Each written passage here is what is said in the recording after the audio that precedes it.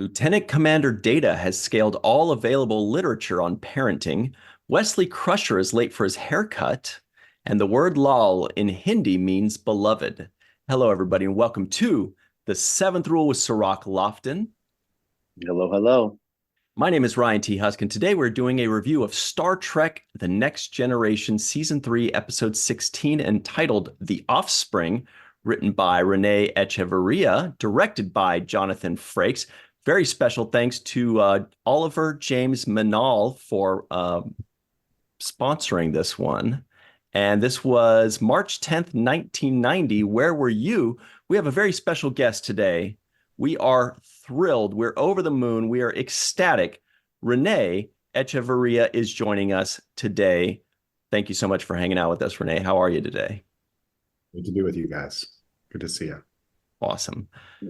Welcome. So, first things first, Rene, first of all, this was an amazing episode. Absolutely love it. One of the best, most popular episodes ever. Yes. This was your first writing assignment or your first written episode in Star Trek. Is that correct? And can you please take us through that process? Sure. No, it is true. So the show episode holds a dear place in my heart because it was my first Star Trek episode. It was my first professional television credit. It came about a circuitous path. I was living in New York at the time. I'd graduated college and moved to New York. I'd been knocking around there for 5 or 6 years, working as a waiter, waiting tables to support myself. And the new Star Trek show came on the air, and I was a huge fan of the original series. So I sort of tuned in and was checking it out. And some point got it in my head, could I do that? I have I was thinking I would think of stories and be like, and so one day I decided to sit down and start writing them. And I kind of taught myself screenwriting that way, with a few drafts of different stories. Gosh, it's been a long time, but I kind of remember the first one I did was kind of a anti-nuclear war screed. Remember, this is 1988, probably, Cold War is still happening. We got all these missiles pointed at Russia, and they have all these missiles pointed at us. And it was a very topical thing. And I don't know, it was something along the lines of some of our people are in a shuttlecraft and it goes drifting, into somebody's space, and they think both sides think it's the enemy, and they almost trigger a nuclear war, So it was very, I think didactic is the word, but like I said, I was teaching myself, and I also didn't know anything about the business, so I didn't know. I just found Paramount Pictures' address and put it in an envelope and sent it to them, to whom it's concerned. That worked? Wow. No, that didn't work. Okay. That didn't. Okay. And I didn't hear back, but I was sort of undaunted. I was young, I was ambitious, and I wrote another one, a different story. And I didn't hear back from them either. So I decided that this was going to be my last shot, and I just had the idea, just thinking about the characters. And I think I'd seen an interview with Gene Roddenberry, or probably read an interview with Gene Roddenberry, because this is all pre-internet, even getting Paramount Pictures' address was like detective work, Right. You have to call like people in LA. Do you have a phone book? Yeah. Can you stuff for me? But anyway, Free Google. I had read an interview, probably in TV Guide magazine, which is another thing that doesn't exist anymore. I mean, you used to get in the Sunday paper, a flyer with a little booklet with what was going to be on TV that week. It was just a different world. But anyway, I read Gene say something about Data was Pinocchio, and that his greatest hope was to be human, to be, like Pinocchio. And that's when it clicked, this idea, well, what makes us human? Well, perhaps the desire to be a father, the desire to have children. And that was the inspiration. Wow. The script that you sent in, how close was it to what we ended up seeing on screen? And was there a process of rewrites that you went through, or coming in pitching the idea? How did that end up going? Well, so I sent it in, and what I didn't know is that at that point, Michael Piller had become the executive producer of the show. None of the episodes with his name on it had aired yet, so I didn't know, and he had also had the realization that there's a lot of fans out there, who have ideas. I think Ron Moore, who had recently been hired on staff, sort of showed him that, and he's the one who had just begun this program of reading spec scripts and hiring readers to do coverage, it's called in Hollywood, but very unusual for a television show. But Star Trek was unusual. It did have this fan base. And Michael knew, that the most precious thing to make the show fly was the quality of the stories. So I got lucky, and it got read by one of these readers. And months had gone by since I'd sent it in. And at that point, I kind of moved on. My girlfriend at the time said, you probably need to think about something else, Don't quit your day job. Yeah. And then I was having lunch with a friend of mine in the East Village, and she comes running in breathlessly and says, "Star Trek called." And I came running. You'd have cell phones in those days, even, I'm running back to the apartment, and I'm fifth floor walk up. I'm breathless. I call back this person, Michael Piller, and Cirroc, him. He's a very gentle man. And he said, what you long to hear. He said, "I love this script. It's one of the best spec scripts I've ever read. Wow. We want you to come out here next week or the week after at the latest because we need some rewrites for it to work for the show. But we'll deal with all that when you get here."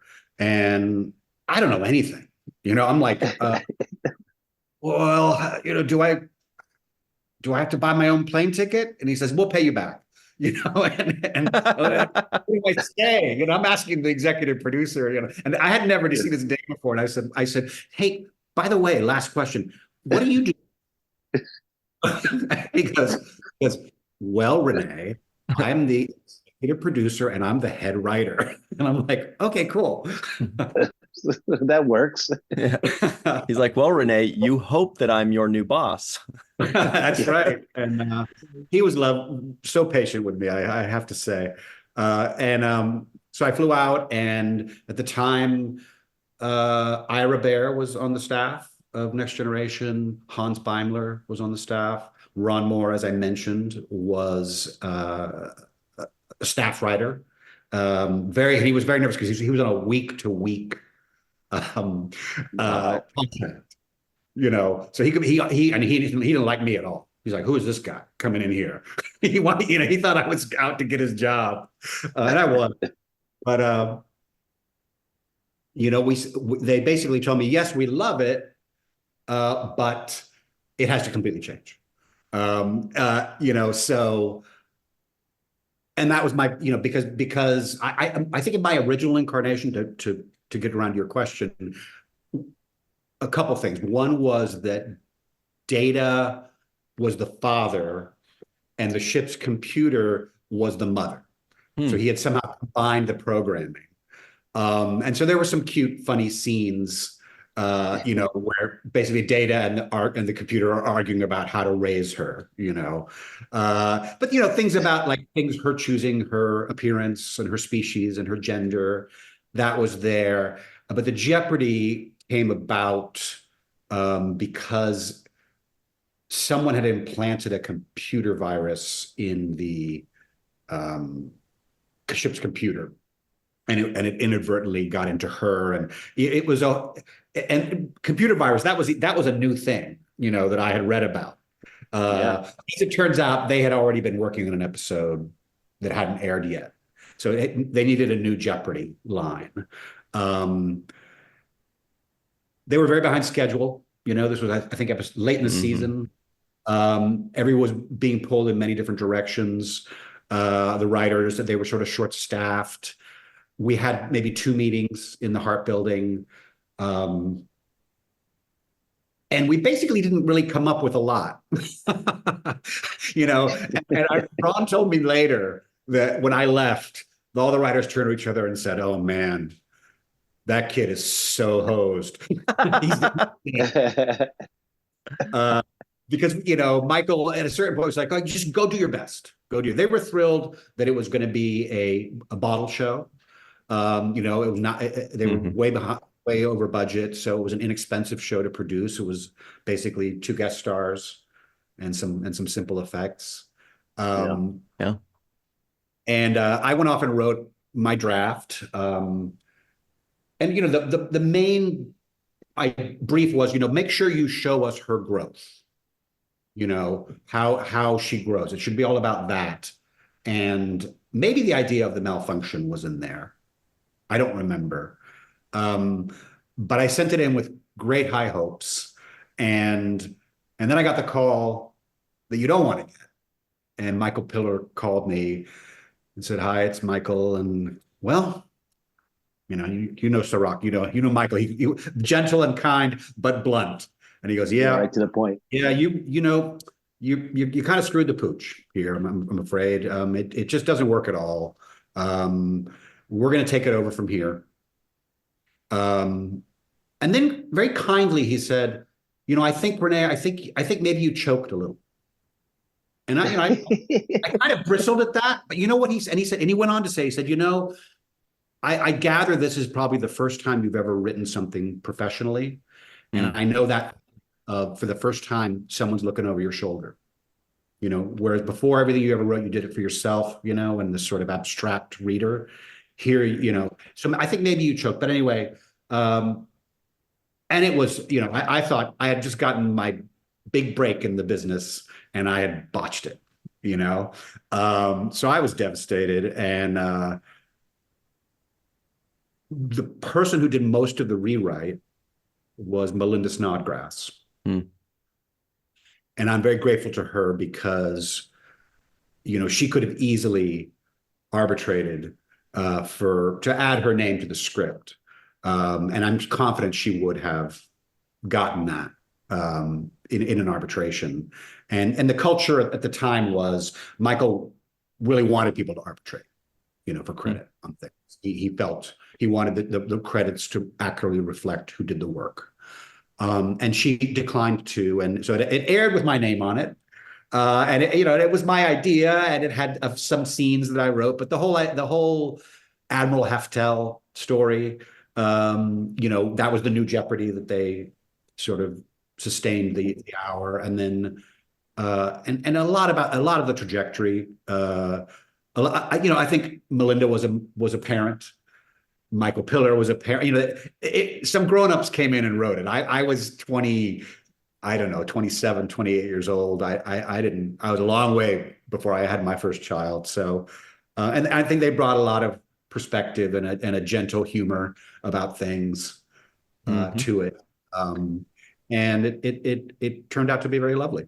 Yeah, well, Rene, obviously you did something still very well because you went on to write a ton more in Star Trek afterwards.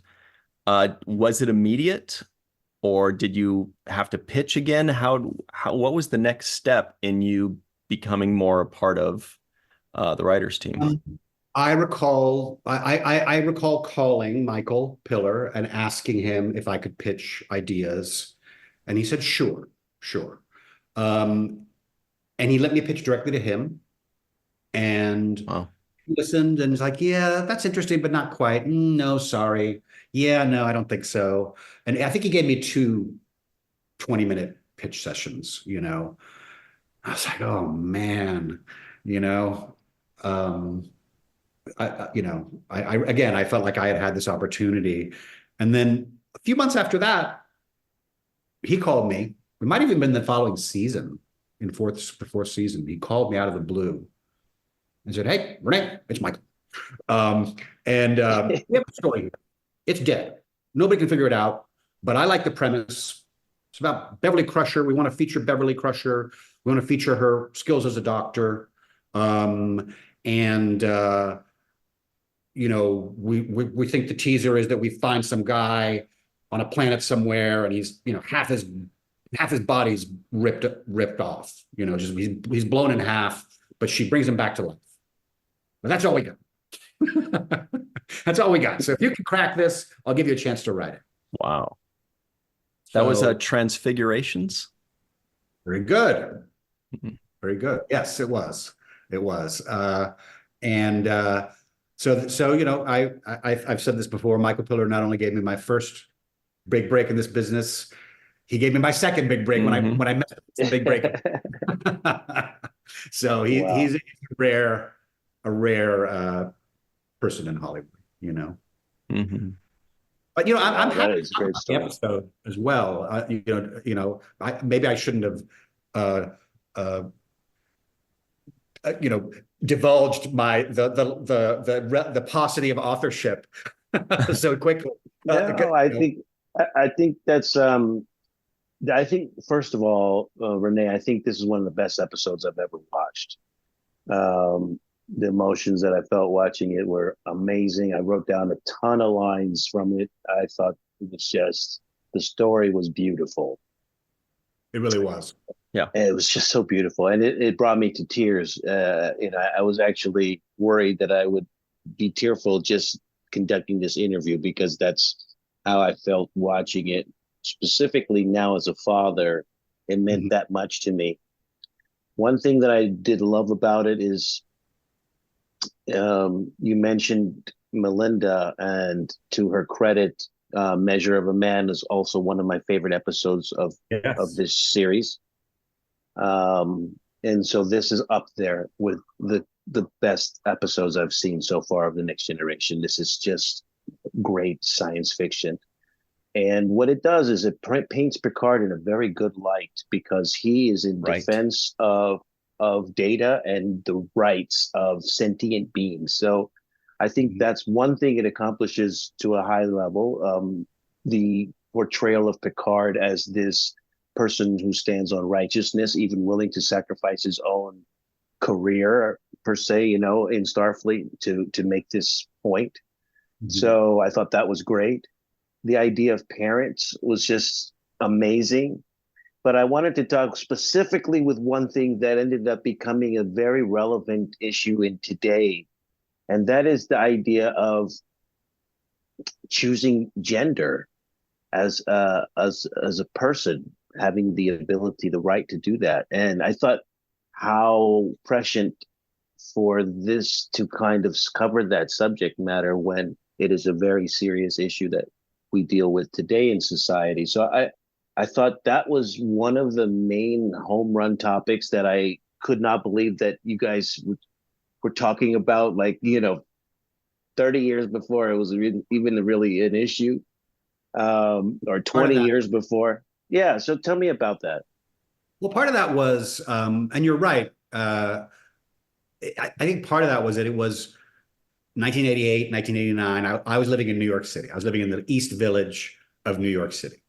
And, I remember seeing RuPaul, when just starting out, there was a big gay community there, a big, at the time the word was transvestite, and it was a big part of the nightclub scene. I had a lot of gay friends, it was also, it was the AIDS epidemic as well was happening. So, all that stuff was very front and center. And as I said, that was a beat that I had in my original, both that that Lal chose their species and gender and basic appearance. I was glad to see it go through. Wasn't necessarily, and it was so offhand, that it had its I guess its power, if you want to call it that. Star Trek at the time handled some of those issues, ahead of the curve, but often in an allegorical way, or with a kind of spin on it. We did that on Deep Space Nine with that episode with Jadzia, and a former host, a former relationship. Right. It was just, our concept was I mean, you dealt with the issue without, overly hitting us over the head with the significance of it. It just was presented, dealt with, and we moved on. But I thought it was very ahead of its time, relative to current standards. I also wanted to ask you, as a father, this was one of the greatest. I wrote down so many lines. I can't even tell you. Yeah. I mean, this is my little note sheet. But as I observe Law learning about her world, I share in her experience almost as though I am learning things over again. I mean, that's how it feels watching, watching your child learn things and go through things, and you start to see yourself in it, and you see your own facial expressions. You relearn things yourself. Doing homework and stuff. You start saying, I know this. I'm learning it again, but I kind of know it already. So that just rang true to me, along with all other sentiments about parenting, that I can't understand how you got so well without being a parent as well. I mean, you did explain Michael Piller and Snodgrass's, fingerprints, but ultimately the idea of parenting, what a great subject matter to start with. Absolutely. And, I think what's even more remarkable in what, was crafted, what we all crafted, I'll take some credit, but Melinda and Michael especially, is that, and I'm remembering this now, when I got there, there was some friction in the staff. There were people who had already decided to move on. Mm-hmm. Melinda had already decided this was her last season. Mm-hmm. I believe Ira moved on as well. There have been several executive producers that year. Michael had just come in, and something had just gone down. And everyone kept walking around because we were talking about what the episode was going to be. And I didn't understand it. Everybody kept saying, well, yeah, but Data's a toaster. And I'd be like, yeah, Data's a toaster. Okay, what does that mean? Everybody kept saying, well, yeah, well, no, you can't do that. You can't have them get upset because Data's a toaster. And basically they had just gone through, and I don't know what episode it was, a big writing staff producer sort of showdown about Data and whether Data could feel anything ever. And it came down, it was a thing that reached all the way up to Gene Roddenberry, who, the thing I said earlier today, who basically said, he came in and said, look, the minute Data has emotions, his story is over. His journey is over. He wants to be human. It's that want that makes him interesting and different from everybody else. And so for writers who you have so many ideas about great stories you could tell about Data and this or that, to be told that felt very limiting. But it's the kind of thing that I came to learn over the years. You got to be you have to be sitting in that chair, the showrunner chair. Sometimes the perspective, where you have to look at the good of the entire series and the life of the series that you want to run for 5, 6, 7 years, and not just one good episode, Mm-hmm. And so it was a hard call for them to hear.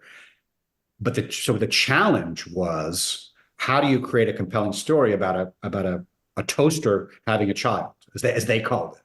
So the fact that they were able to craft that, and I think the way they cracked that conundrum was, okay, well, what if Lal has emotion, but that's a malfunction, Mhm. and there's some wonderful dialogue about that, as well. Beautiful. And so she was able to feel things, even though Data technically wasn't. Though we always Yeah. would project feelings onto him. He Yeah. could tell all he wanted, but there was, Mhm. that was Brent. The actor brought something. Right. I was going to say that's what worked for the audience, is that sure, you can't give Data emotions, and sure, lol, her emotions are a malfunction and all this, but the audience is feeling those emotions because Yes. they can put themselves in that position, and they're not an android. They know, if I were in this position, I would be very sad. We're very sad for Data. And we do imagine, we kind of look, we're like, he's got to be feeling something. Like he's just being like we kind of put it on him. Like, that poor guy, he definitely feels something. And the actor Brent Spiner, yes, he gives us just a tiny little glimmer, Maybe. or a little lean, or a little head nod that makes us say that's like the root of an emotion or something there, Yeah, there's an episode that's in that vein. It's one of my favorites. And it was where Data had a romance. And there was a gal on the ship who basically said, I like you, I like being with you, be my boyfriend, and he was like, sure. And it was Joe Manosky wrote it, and it was just a wonderful, I think it was called In Theory.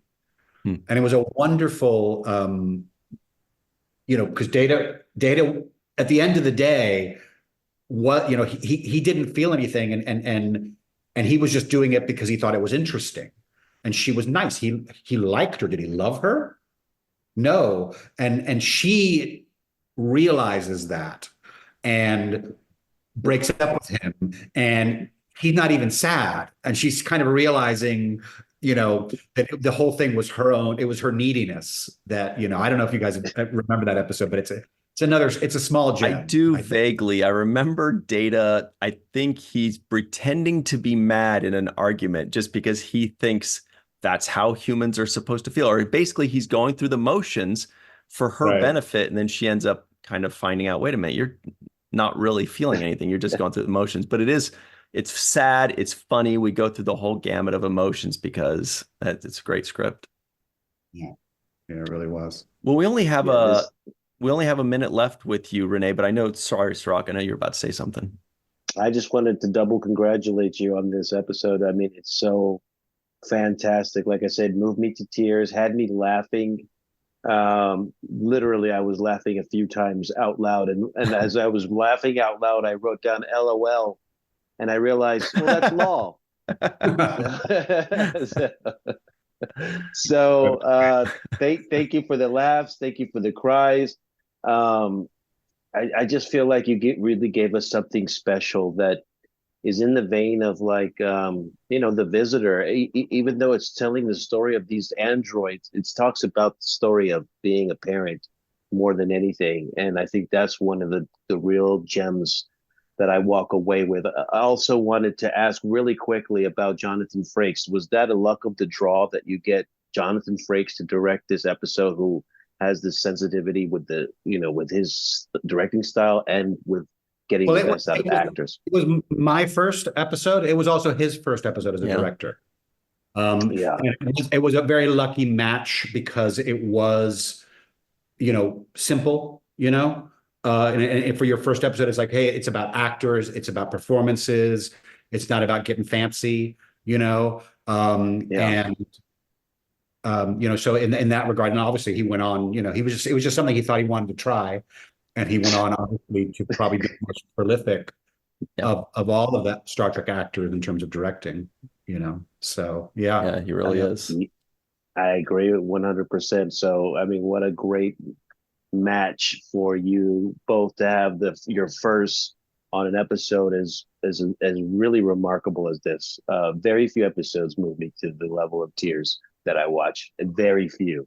I just don't get connected that much. But this had me literally teared up. So once again, Rene, thank you so much for being with us, sharing the story, and also giving the Star Trek world such a beautiful gift. And also thanks to Michael Piller too for having the foresight to say, let's reach into the audience and the fan base and bring in some great stories for the franchise.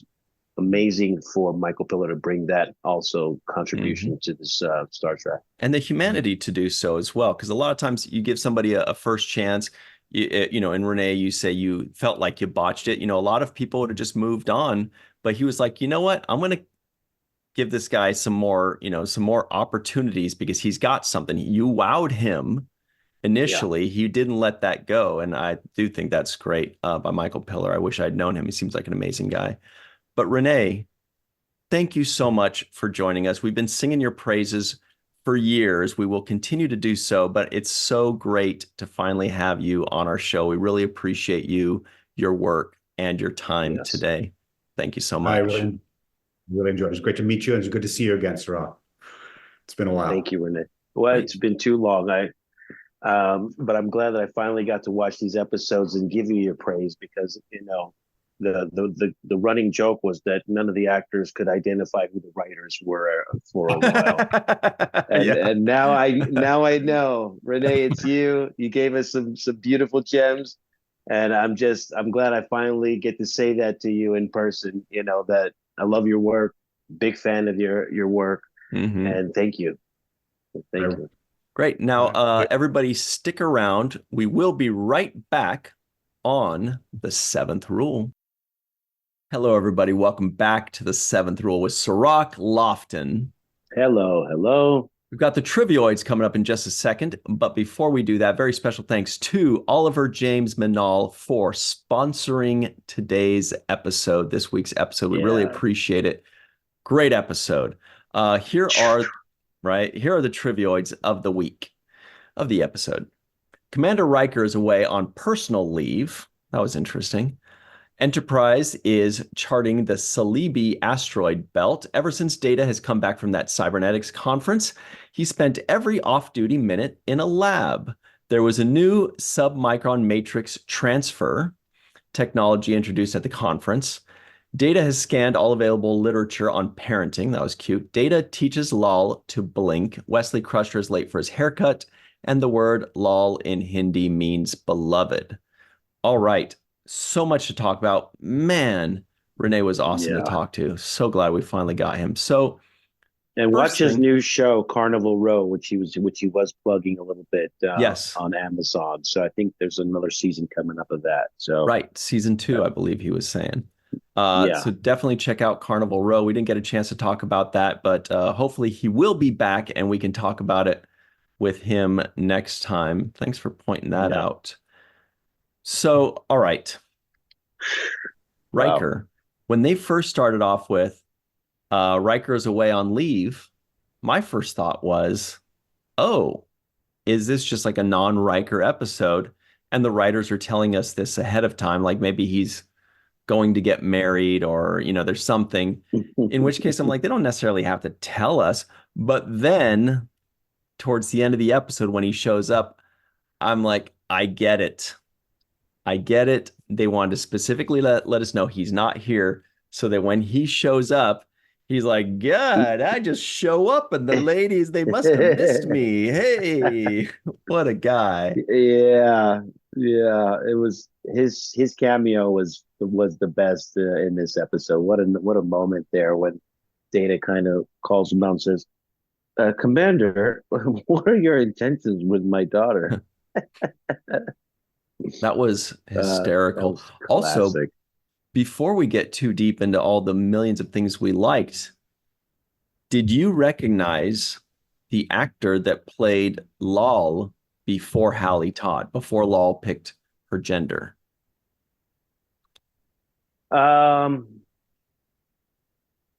It is a How could friend you of the recognize? yeah, it's a friend of the show, somebody that was on our show before. For Angel One, it's Leonard Crowfoot. Crowfoot. Remember our favorite guy? That was Yes. him. So he was underneath all of that stuff. Yes. Yeah, he does have a petite frame, so that Mhm. makes sense. Yeah, Yeah, it was amazing. that was my drawing of uh, that Yeah, guy. that's Leonard Crowfoot. That's a You good one. see, you could tell that's him right Yeah, there. yeah, you could tell. But great job by him. I thought that was really cool. I Yeah, was very happy to see him again. Just one of the nicest guys we've ever had on the show. He's unbelievable. So it's really cool to see him a second yeah. time on the show. Um, let's talk about Hallie Todd, shall we? There were some moments where I kind of started taking notes like, hmm, she's acting a little too emotional for an android, in my opinion. And then I realized that's deliberate. They're giving little hints, when she was kind of getting mad at the admiral, like they're giving Hmm. that little hint. And then the next scene, she's frightened and all that. I thought it was beautiful. I thought it was amazing that that's Frakes' first, directing Hmm. job. It was just like what a perfect storm this episode was, right? Yes, and her performance was amazing as well. I thought there were just moments there that were so beautiful. Um, the fact that she felt comfortable to come to Troy and share that feeling with Troy, Great. that was a a nice moment there. Um, when Guinan says, "Law, how are you?" and she says, "I'm functioning with a normal. I'm fine." I love that. I thought it was just the performance was excellent, Mhm. excellent on her part as a guest star in this episode. Um, I felt the curiosity. I felt the elevator scene where Lal says, "What's the significance of laughter?" And Hmm. Data explains laughter, and she says, "Well, without understanding humor, I have somehow mastered it." And it was clear that the kids were laughing at her, right? And she didn't understand that concept, which was just a great, great, clever writing to me, because Data is looking at her like, "Whoa, I think they were laughing at you and not with you." So just those kinds of moments were great because it was parenting at its Hmm. finest. And I also loved Data's moments with Picard when he is drawing this red line in the sand about, no, no, I'm the parent. No, I'm not good with it. I'm not giving my kid over. There were several moments where Data would just draw this line with Picard, like, no, that's not gonna work for me. And I thought, wow, that's great. Great writing, great Hmm. performances as well. One of the most memorable moments in all of Star Trek for me, just a moment that just sticks in my head, was when Wes throws the ball at Lal and it just hits her in the shoulder, and then she goes, Yeah. like, I don't know why that Yes. stayed with me since childhood. That Yes. scene, it was so funny and so well delivered and so Yes. simple.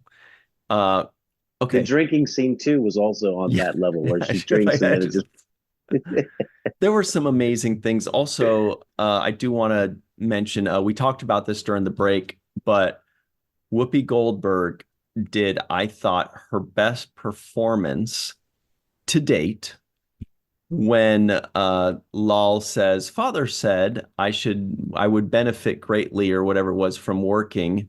I would learn a great deal from working with somebody as old as you." Of course, she's a very old person. She's an alien. It's okay. It's not that big of a deal.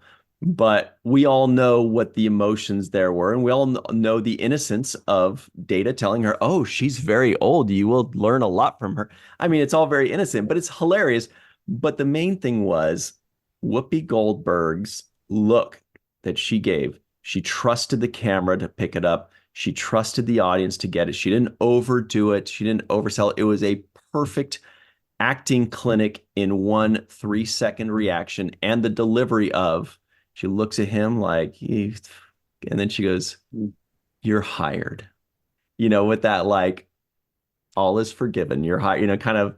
But it was just golden. It was magical. Yeah. I know it's a very short thing, but that was A+ acting in my opinion.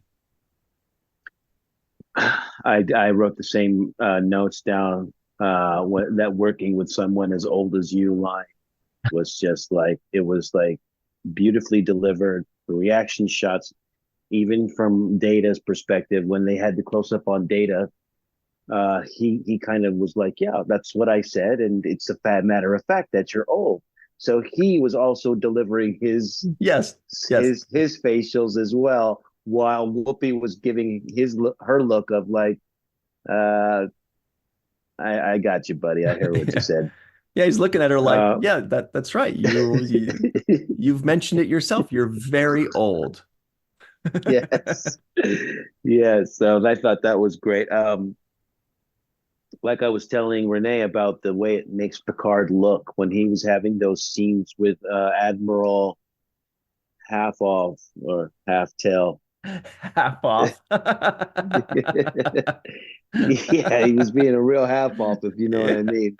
Yeah. Uh, but geez, I mean, come on with the ball breaking already. Like, let the guy, have his kid. Um, You but know, yeah, the scenes with Picard, it made Picard look like a great leader. Somebody who's beautiful. going to stand up for his guys. And I thought that's the kind of that's what you're looking for in your captain.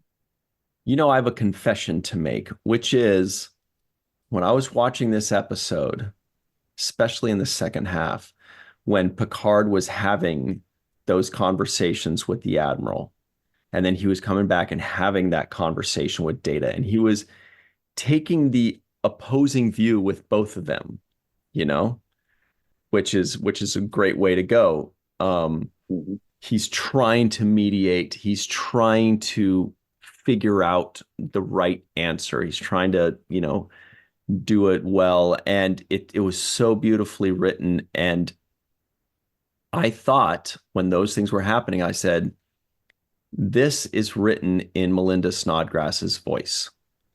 I very, very much recognized it to the point where I looked on IMDb to make sure that it wasn't, two writers, including herself. But then you figure, okay, she's in the writer's room, there's this and that.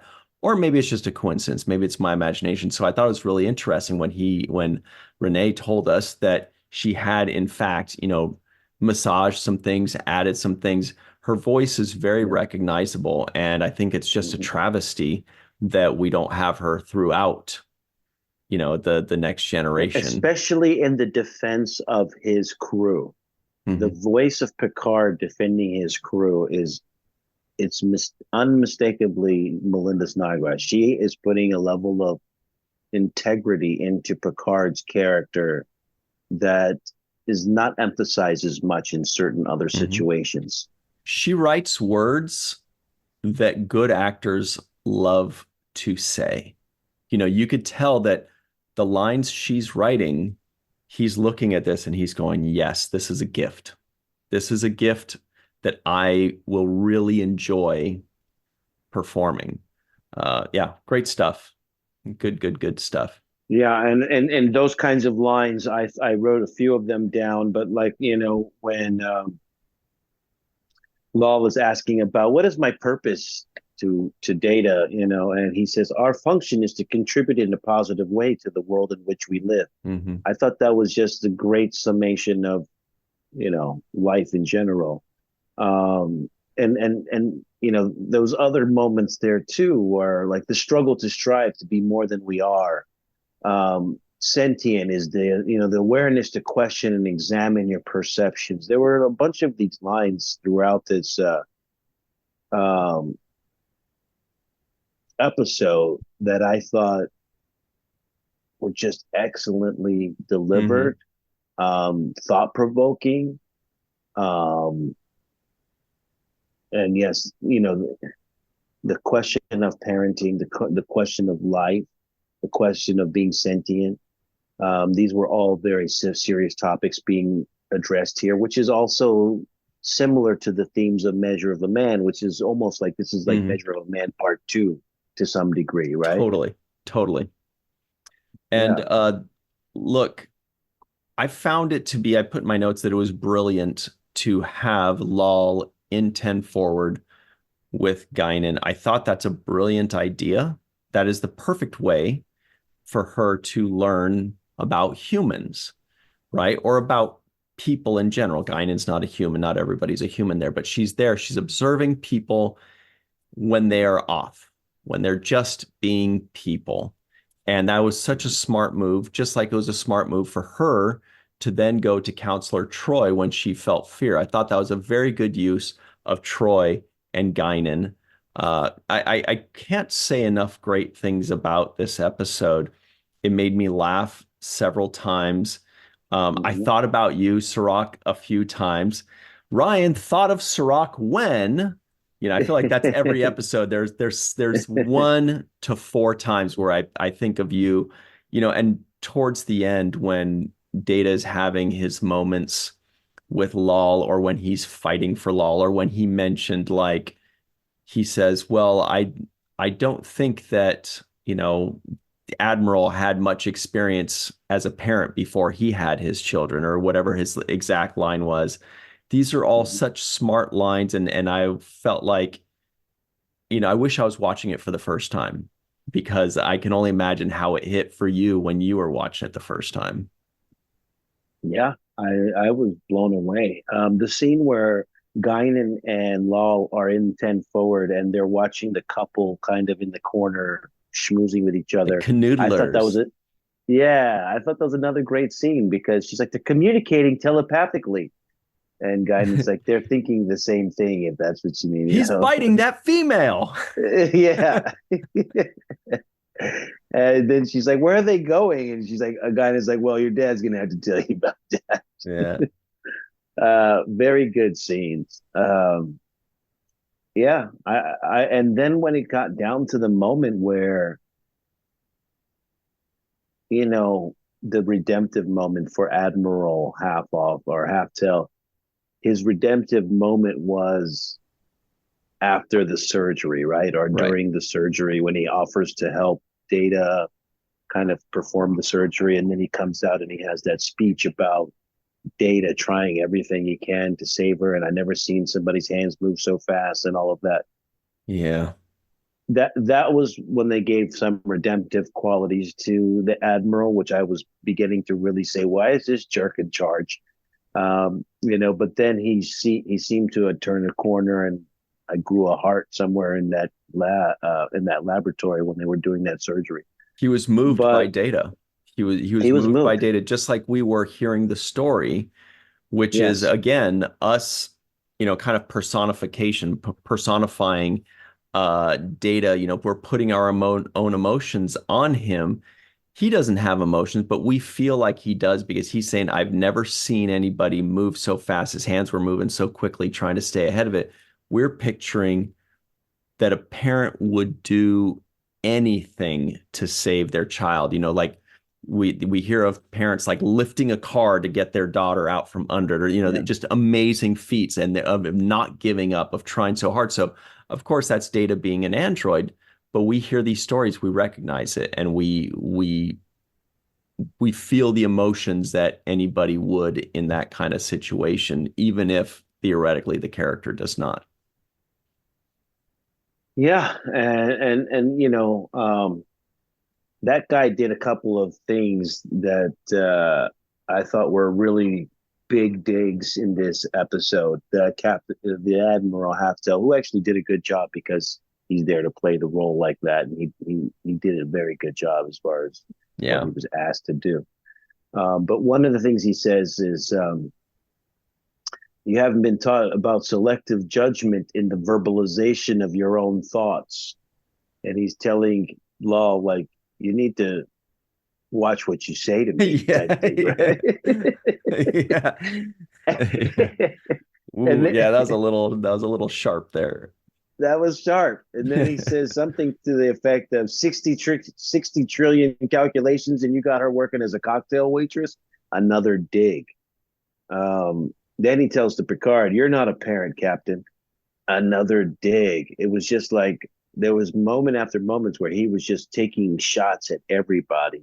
who was in his way, and I thought they wrote this character really well. I mean, I thought Renee so too. mentions that, yeah, Renee mentions they needed another out to kind of to kind of close out the story instead of the virus.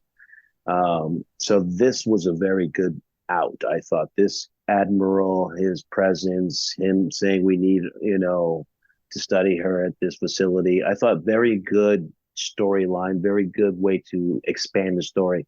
Which, by the way, the pace of this episode moved so quickly that I couldn't even believe it was up already. Yeah, exactly. I was amazed at how much they crammed in this episode and how well it Yeah, moved. I was like, I mean, sometimes we feel like they don't have enough story for an episode. Other times, yeah, like this one, it felt like, wow, how did we get all this? We had a full yeah. story arc that did not feel in any way forced. It did not feel in any way like we wish we could have seen more of X, Y, or Z. It Yes, was nearly a perfect script. It was an I excellent agree. story.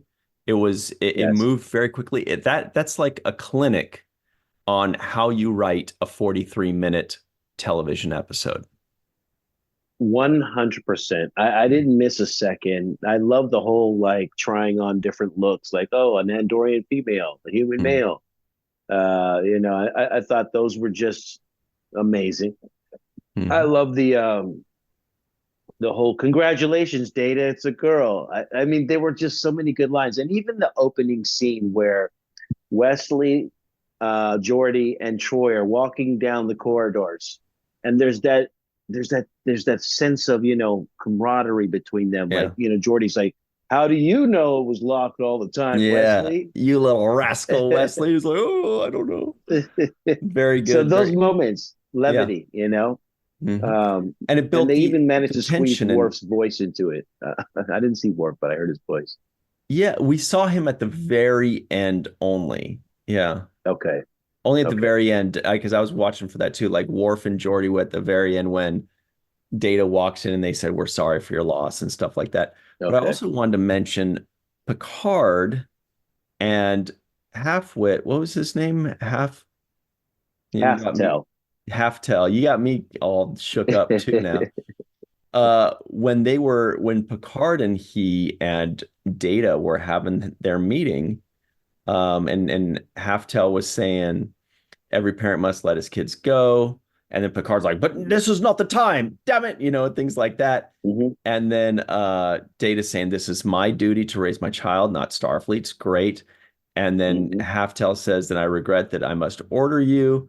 And then Picard says, belay that order, Mr. Data. And then that's when we're like, oh boy, Oh shit! somebody's stuff's getting Yeah. spicy all of a sudden. And then Halftell goes, I beg your pardon. I was like, ooh, spicy. And he says, proceed, Commander. Picard says, hold, Mr. Data. Data's like, I don't know what to do. Everybody's fighting over me. And then anyway, just Yes, that was just really a there tense was tension scene. there. Yeah. Yes, there was tension there. Um, there was tension this whole episode because it was like there was this uncertainty. I like the scene where they tried to make Lal go to school and put her with the older kids and then with the younger kids, and they were trying to figure this thing out. And it is like parenting. You're trying to figure out how to be the best parent you can. You're trying to give them the best experience. You're trying to impart the knowledge. Um, but one of the touchy moments there was just when Data walks back onto the bridge and he's like, no, I downloaded her, like I got her all up. She's like, here, she's with me. And that was a moment too that kind of was touchy for me, and had me tearing up because that's what we take with us when we lose somebody, right? Mhm. We take all the memories that we've downloaded, with that person, and we can see their smile, we can see the moments that we shared together, and you can kind of visit those in your mind. So that was another kind of poignant moment for me as well. I just felt this moment hit all the right notes, when it comes to parenting, when it comes to losing somebody that you love, even though it was told, with two androids and using artificial intelligence as the main driving force of the story. It still hit home for me in a big way. Absolutely. It is time for the home run of the episode, everybody. God, I wish we could talk about this episode way more, but it's time for the home run of today's episode. What do you think? Who hits the home run today, Cirroc? Well, It's a I'm toughie. going to give it's a toughie. First, I'll say that I thought all the performances were A1. They were all A+ performances. I didn't see a bad performance or somebody who stood out and said, that did. I believe everyone in this episode. But ultimately, I'm going to give it to the Duke University graduate, Mr. Rene Echeverria. Wow, Duke. Nice.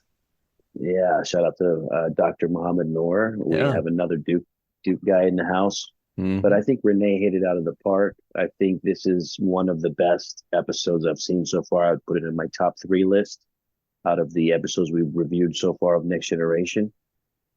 Yeah, And Measure really, of a Man, yesterday's Enterprise, and this one probably, right? Yes. Yeah, that's the 3. And which would make it on the top 10 of all Star Trek that I've seen, because, it's up there so far in the top 10 of all Star Trek. Because like I said, when you watch an episode and it makes you cry, it makes you laugh, what else do you want from, you got the full range of in emotion. 43 minutes. What a deal. Yeah. This is amazing. It's a great deal. Yeah. So, I'm going to give it to Rene. I think for a first-time writer coming out, giving us a great storyline. I know he mentioned the help that he got there with the wonderful, late great Michael Piller, Melinda Snodgrass, and her feel and touch. But I'm going to give the episode home run to Rene. I think he just hit this one out of the park. Could not agree with you more. When an episode is this good, look, the performances were great. Marina Sirtis had a great moment when she saw Data holding the foot. At the beginning, she did like a thing where she like looked to try to, I rewound it like 3 times to see that reaction. Great reaction, great acting. Whoopi, Hallie, Leonard Crowfoot, Admiral Haftel as well. Don't know his name offhand.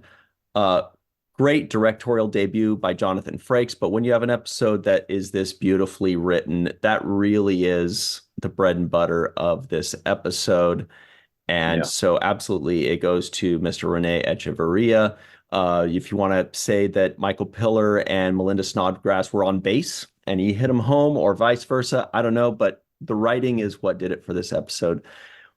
You know what else does it for us is our friends that we'd like to give a very special thanks to. And their names are Homer Frizzell, Dr. Anne-Marie Segal, Eve England out in Wales, Yvette Blackmon-Tom, TJ Jackson-Bey out in Missouri, Titus Mohler, Dr. Mohamed Noor, the aforementioned, Tierney C. Dieckmann, Anil O. Polat, Joe Balsarotti, Mike Goo, Dr. Stephanie Baker, Carrie Schwent, Faith Howell, Edward Foltz, My Live from Tokyo, the Matt Boardman, Chris McGee, Justin Weir, Jake Barrett, Henry Unger, Allyson Leach-Heid, Julie Manisfee, Marcia Classic Schreier, Greg K. Wickstrom out in Hawaii, Jed Thompson, Dr. Susan V. Gruner, Glenn Iverson, Dave Gregory, Tim Baum, aka Grandpa One, and of course, no stranger to Hawaii himself, maybe, Jason Okun. All right, everybody, stick around. We will be right back on the 7th Rule with the free-for-all. Well, hello, everybody. Welcome back to the 7th Rule with Cirroc frickin' Lofton. This is the free-for-all with Melissa Longo. Hello. Jason M. Okun, who has been to Hawaii before, hopefully. No? Dr. Anne-Marie Segal, who's currently in Wisconsin. Hi. We've got Carrie Schwent, a.k.a. Crafty Bear. The Dark Lord, Chris McGee, is here. He's ready to tell us things. Allyson Leach-Heid is here as well. Wearing a cool shirt. Can't really tell what it is, but it looks cool. Yeah, Deep Space Nine. And the Matt Boardman wearing a deep cut Enterprise shirt, everybody. What luck. Jake Sisko guesses the IMDb score. Wow. I'm going to say a 9.1. Wow, 9.1. That is quite a number. Does anybody else have any guesses that does not already know the answer? 8.8. IMDb, accounting for all kinds of tastes, probably about 8.5. All right. And the winner of the Jason M. Okun Award is Jason M. Okun. It is an 8.5 on IMDb. Nice. Wow. All right. Right on. Did we have any non-appearance mentions today? I thought we had Commander Riker as a non-appearance mention, but that went out the door at about the 25-minute mark. Dr. Soong. Oh, yeah. Yes, you're right. Very good. I missed that. Mhm. That is Yeah. very good. Dr. Soong. Although I was a little confused why they didn't mention Lore in that moment, but I guess he's presumed dead, right? At that point. Let me see, Dr. Soong. All right. Hey, Chris, do we have any some kind ofs or some sorts of today? Not that I caught anyway, no. Anyone else? All right. Well, let's just get into this. Melissa Longo, enough chit chat, right? Can we get into this one? Ooh, you got Riker behind you in his directorial debut. Maybe that's why, because he was busy directing. So this was, oh, duh. Yes, that is why. There you go. I just realized that. Melissa, what do you think of this episode? This episode, this episode is one of the reminders of why I get really excited about Star Trek. I adore this episode. I adore Data. I adore Lal. I adore this entire story. I was rooting for Lal from the moment that she was activated, before she chose her identity, to the moment that her neural systems ended. Yes, I love her. I love her curiosity. I love her unpredictability. I just love this story. I love that the story further explores what constitutes life and all of the questions that naturally arise from that exploration. To pick one moment or one quote is nearly impossible, because this episode is littered with such memorable quotes and such poignant moments, touching moments, humorous moments. But there was one moment where I had to rewind at least 3 times, because every time I watched it, I giggled. And that was the moment when Riker comes in and says, "You're new around here, aren't you?" And Log looks at him side-eyed and goes, "Yes." And then grabs him and plants a big wet one on the kisser. It was so funny, and I laugh every time I see that. And I will leave it with one important thing that I took away from this episode. One of the important things that I took away from this episode is the importance of wonder. And I need to be reminded of how important wonder and awe and curiosity in the world around us is. And Law definitely reminded me of that. I have a lot more to say after things left unsaid, because this episode is just too good.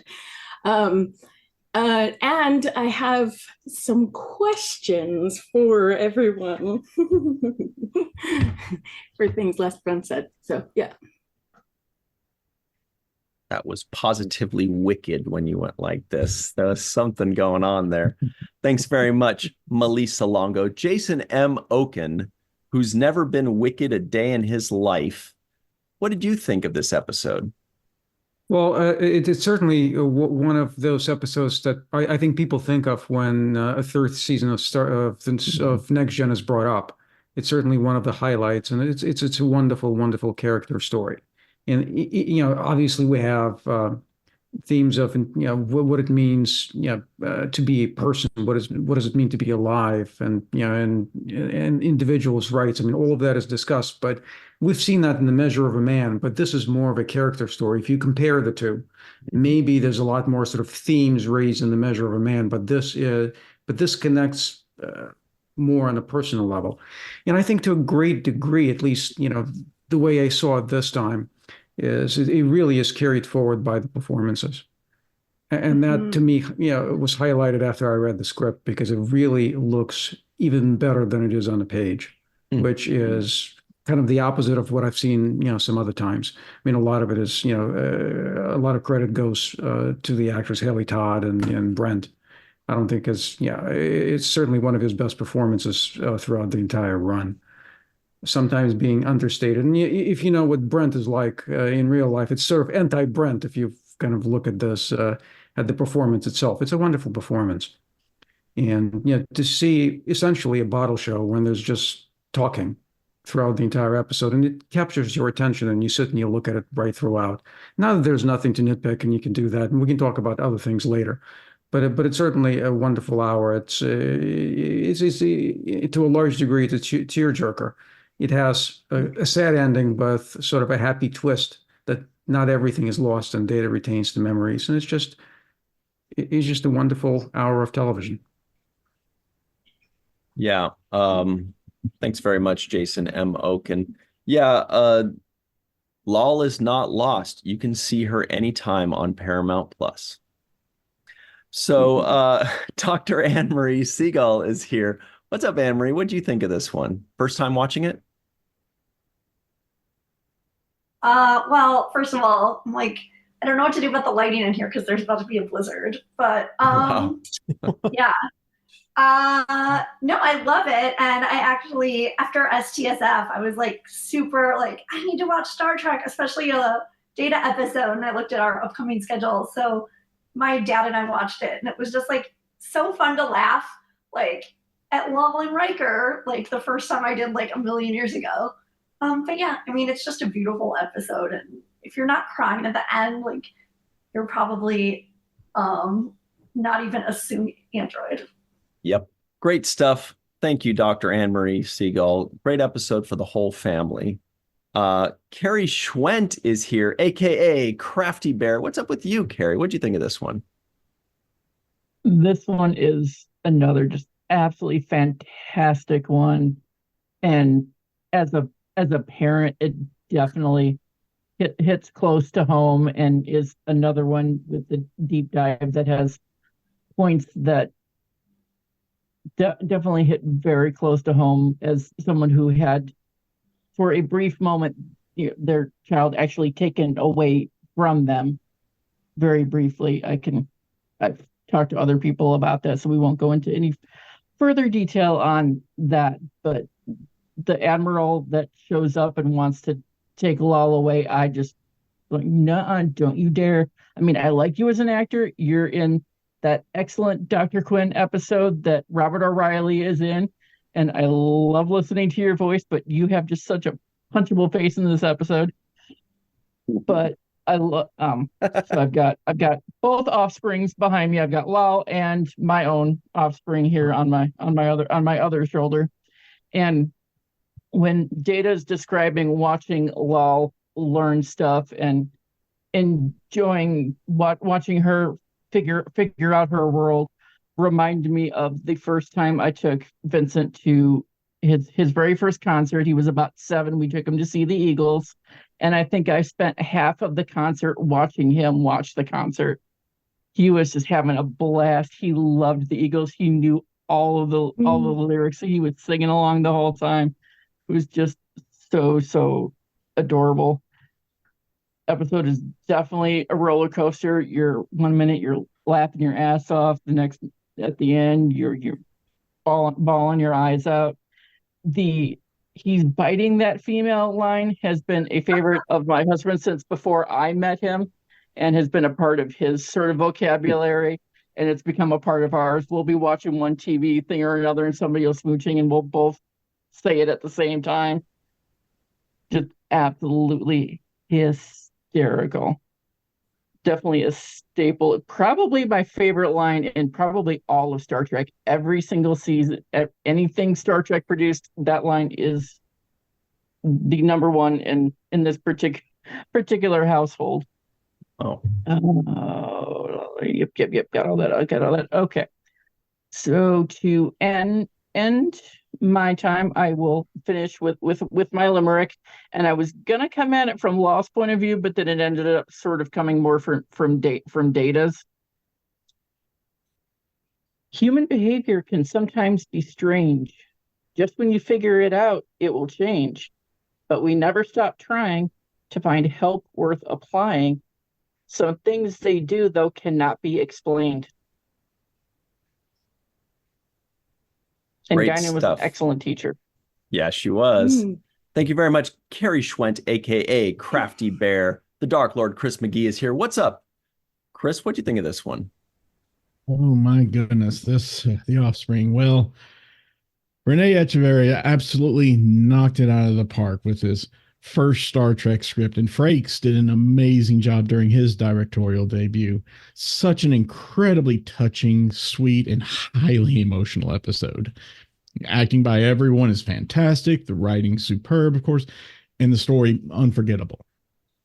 I appreciate the arc that Picard seems to travel in this episode, starting from a position of denial and refusing to acknowledge Lal as a child, to fighting for Data and Lal's rights at risk to his own career.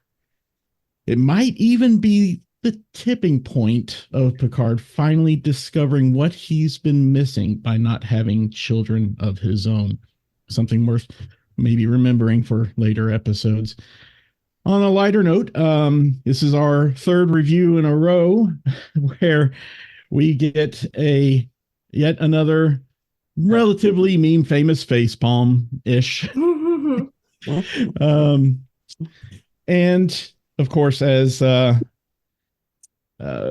Melissa and Anne-Marie have already mentioned, the scene with Lal kissing a very surprised Riker and then him becoming confused when Data breaks out the father routine on him is pure comedy gold and never fails to make me laugh. Oh, and props to Whoopi Goldberg for insisting that her line be changed from "when a man and a woman are in love" to "when two people are in love." That's a great, memorable quote of the episode. Memory Alpha, sorry, where they actually tried to have two men in the background, like in 10 forward, Yes. that, and then they got a call from like the studio upstairs saying that they had to cut that. At least we got the line change. That's a step in the right direction. So, yeah. The memorable quote of the episode is not only memorable and, of course, brings me to tears every time, but as a Christian, I have even included it in my prayers. And that's one of Lal's final lines. "Thank you for my life." Yeah, that was a beautiful line. Thank you very much, Chris McGee. Allyson Leach-Heid is here. What's up, Allyson? Did you like this episode? Hate it? How'd you feel? Well, I too love this episode. I've been only slightly dreading watching it because I'm like, I'm going to cry. I'm not in the mood to cry. I don't want to cry. So I've been like pushing it back and pushing it back. I'm like, there's so much humor in this episode too, but the ending gets me every time, and everyone acted beautifully in it. Especially, I really loved the actor who did the Admiral at the end. His last line is the one that just makes me bawl. Yeah. Every time, him saying, you know, his hands are moving faster than I could see. And I'm just like, ooh. So, you know, I have to be in a mood to watch this one. So I had to also like gird my loins, as it were. I'm like, I'm going to do it. We're reviewing it tomorrow. I got to watch it. So I do. I love it. And I love that you see that Data has like 3 best friends, and they're there for him throughout the entire episode. Whenever he needed them, they were there. And I love that he taught that to Lal. So when Lal felt emotions for the first time, she didn't go to her dad. She went to Troy. She's like, I need help. I don't understand what's going on. And I thought that was truly wonderful, because I'm like, you're right. Your dad would tell you that. Or would be something you have learned, that this is an emotional thing. Like, I have to go to Troy. That's what she's for. Like, that's her job. And she's my dad's friend. So I thought that was wonderful. And I love the painting in the background of Data's quarters. And I love that they keep showing it. Piet Mondrian's Tableau 1 from 1921. So exciting to have that in the background all the time. It always makes me happy. I'm like, I love that painting. And I think my favorite line is, he's biting her. Yes. is a weird thing. So for seeing it for the first time as someone with vocabulary, yeah, that's what it looks like. So I love it, but it's hard for me to watch, especially as a parent. So Great stuff. Thanks, Allyson Leach-Heid. The actor's name, we should have given him a shout out earlier. His name is Nicholas Coster. He's the one that plays the Admiral. He's still acting, it looks like, unbelievably. He was just in the Bay for like 13 years. He played 65 episodes he was in.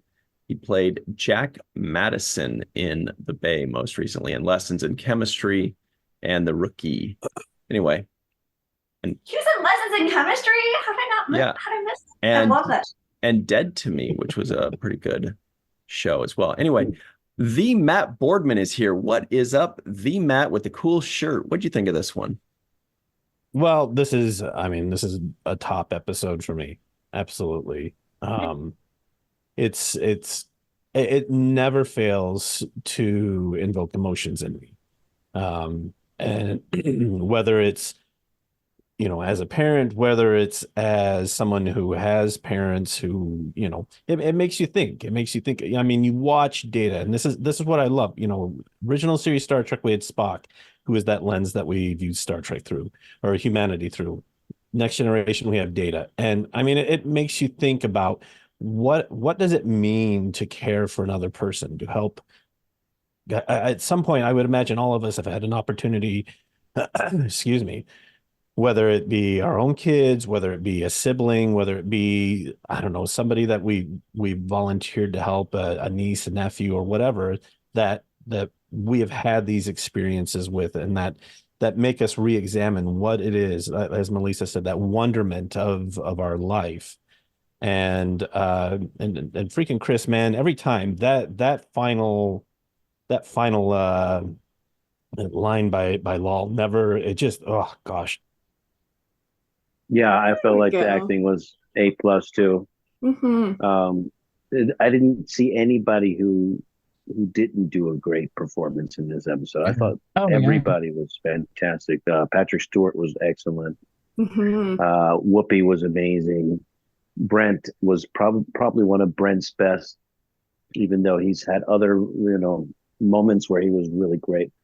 Mic drop moment after mic drop moment. It was just everybody, and the guest star. I mean, he was so good. Kelly Todd. Did I miss Jake's final take?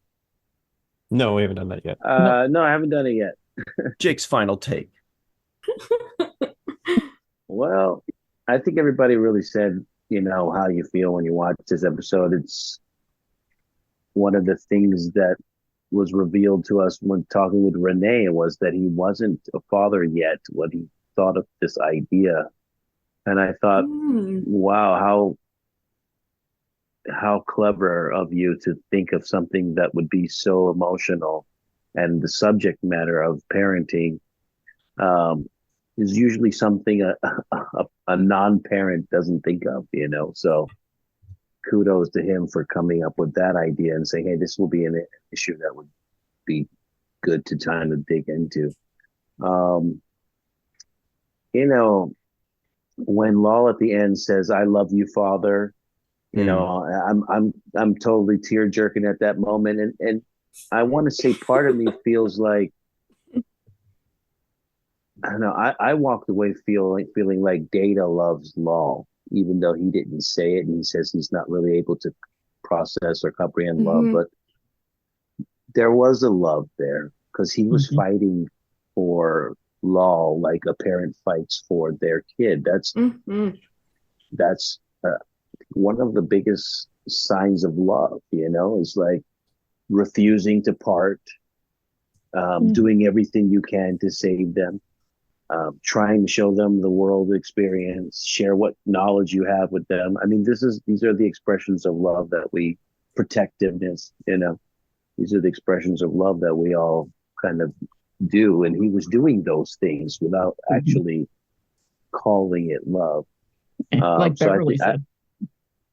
So I would say that I walked away feeling like he does love her. It's also interesting that the idea of feelings being a flaw, like that idea in itself was something that was interesting to me. Like, oh wow, she has a flaw because she feels, and it's like, wow. I was curious to know what book was that was in the quarters when Admiral Halftel and Picard were talking. There was a book in a display case, and it seemed to be an important book to Picard because he had it in a display case. And I wondered, what book was that? Shakespeare. It's a Midsummer Night's Dream. Okay. Oh. Okay. That's good to know. That answers that question. And then my final take is actually from a line from the original series episode, which I'm going to recycle for this particular episode. That's how meta we're getting right now. This is a line from Nomad. That unit is a woman, a mass of conflicting impulses. This would have been a better appropriate use of that line. Cirroc venturing into Nomad's land right now. Yes, there it is. Hey, what timing, what luck, though. Before we go, Gregory Kenzo is joining us all the way from Hawaii. Right. What's up, Greg? Did he freeze up? Just hit right on cue. Well, at least he's smiling. Yeah, that's a good picture. Good shot of him. Everybody, Greg will be joining us in Things Left Unsaid. So if you want to know how he feels about this episode and what the weather's like in Hawaii, what's up, Greg? What'd you think of this one? Did you see it? Oh, he's muted. On the spot. Yeah, I did. This is, I think, one of my favorite Data episodes. Just because, there's so many good ones in Data, but this one, it really gets heartfelt. He becomes a father without knowing it, and exhibits just fatherly behavior, like immediately, and that his daughter got to choose their gender. It's amazing. Hope I'm not cutting in and out. I'm using Starlink satellites. It's probably nice. But yeah, that's it. Thank you. Great. Excellent. That's how Hawaii is. You show up, it's a beautiful day, you hang out, you say some things, everything's awesome. Thanks very much, Greg Kenzo. And thank you to Greg, Jason Okun, Carrie, Matt, Chris, Allison, Dr. Anne-Marie Segal, Melissa Longo. For Melissa, myself, Cirroc, and Aaron Eisenberg, thank you all very much for hanging out with us. We really appreciate it. We'll see you next time. And until then, always remember the seventh rule.